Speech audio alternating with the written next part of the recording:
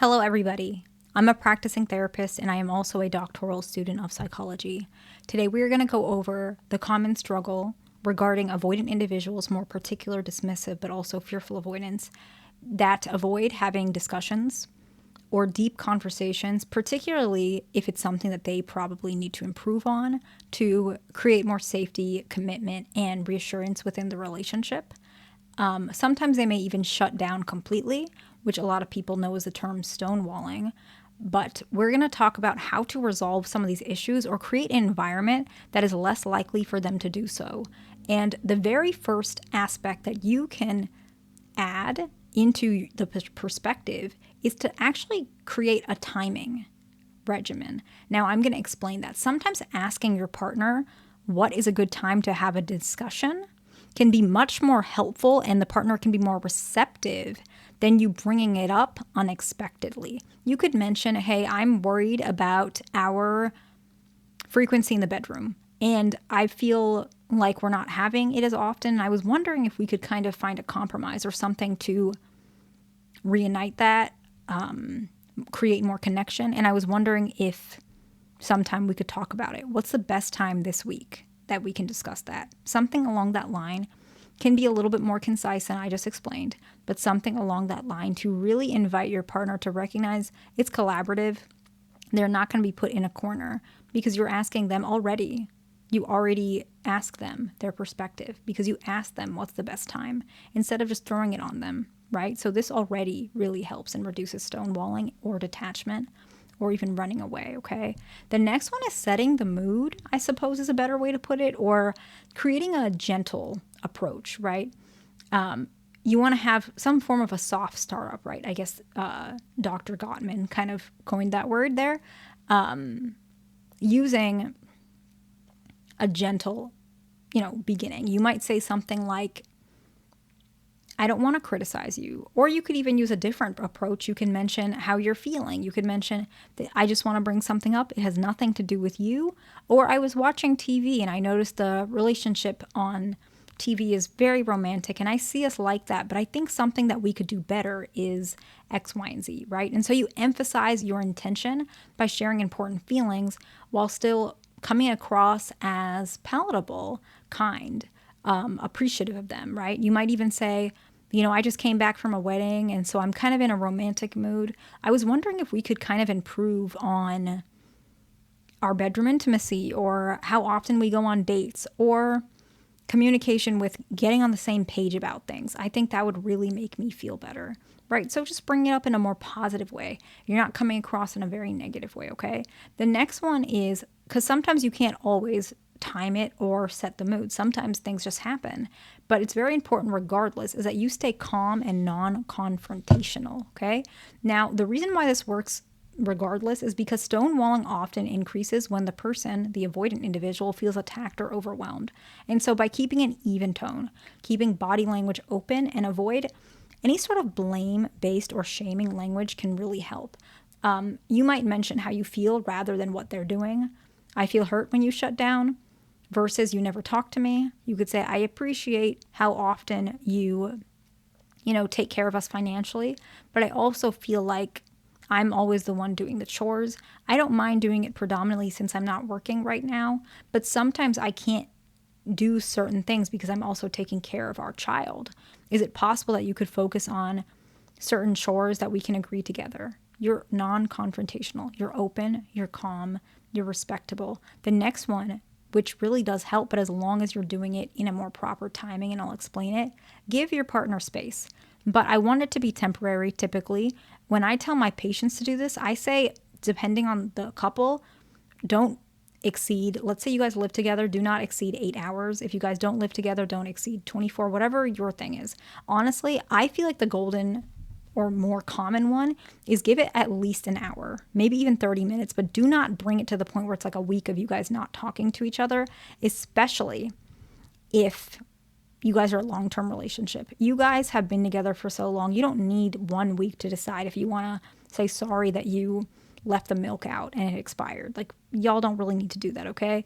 I know things get heated sometimes, but An hour should be good for most issues, depending on how severe the issue is and your own connection. That timing is based on whatever you guys know. But sometimes stonewalling is a reaction of just feeling emotionally overwhelmed, right? And so when your partner feels overwhelmed or you see it, take a short break. You could suggest something like, let's take 20 minutes and let's check back in. I want to work this with you.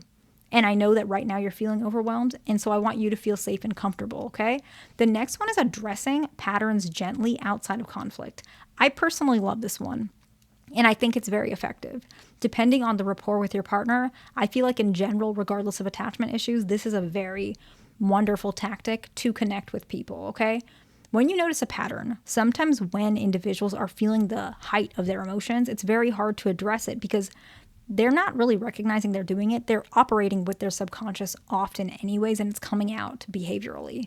But if they're a little bit more reduced in that emotional fluctuation or flooding, they are more likely to take some of what you're saying much more easily, right? They're able to swallow those examples a lot better. They're able to take what you're saying without going on the defense nearly as often, okay? So let's say we're going to talk about stonewalling or detachment or pulling away or shutting down. You might say something like, I notice that you shut down sometimes when we have difficult disagreements.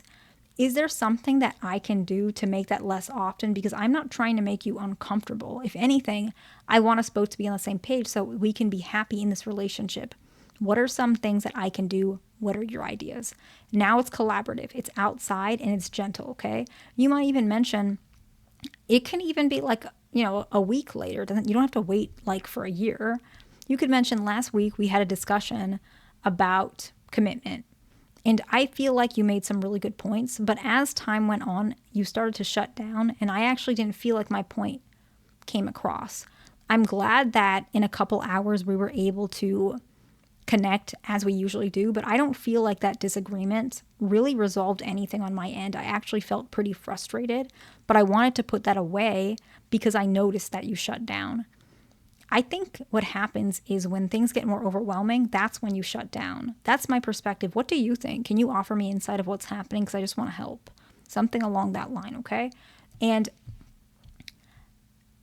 the next one I think is important just in general, but it's very important to encourage emotional safety when your partner is vulnerable in general, that you don't make them feel backed up in a corner, that you don't make them feel like their feelings are wrong. You don't misinterpret them, and you clarify. If your partner says something like, I'm just so frustrated, you are so needy, right? Let's say they said things in a way where they're angry and it comes across maybe even inappropriate for the setting, so they're crashing out.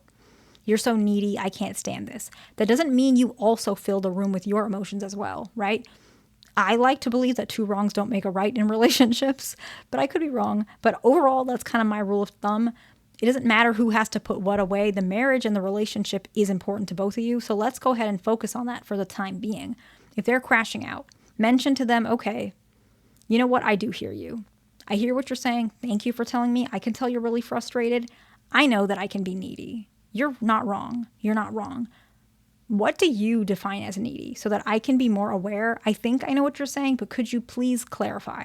You heard them, you're acknowledging that you want to change, and you're making the willingness to clarify so that you know exactly what could be beneficial to them, okay?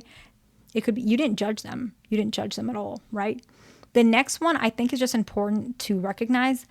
I notice this with couples, and this could be something that I'm just observing, but when I'm working with couples, I just saw like 2 this morning that had this exact issue. So it's not uncommon at all. When you have late night discussions, I don't think it's always productive. And these are the 2 main themes that I see happen. Is what ends up happening is they talk through the night and then they're more irritable and angry and resentful the next day, or one of them feels fine because they slept it off, and the other one is still ready to go right back to the argument because it wasn't finished last night. And so there's that imbalance or emotional charge, and it doesn't work all the time. So I would recommend in general, try to avoid late night discussions. I think it's beneficial to try it another way, and it might just help you guys to not have other negative things going on because you guys might just be more irritable because you're tired, right? And the very last one is in general to keep in mind of both emotional responses. If your partner's shutting down, it might mean that this is a time for you to acknowledge or ask them what's going on. If you seem that you're feeling more emotionally charged, maybe take an emotional step back and reevaluate what you want to say next so that you don't do something that will make them feel more pushed away or detached, okay? I hope this video makes some sense. Please like, subscribe, and I will see you in the next one.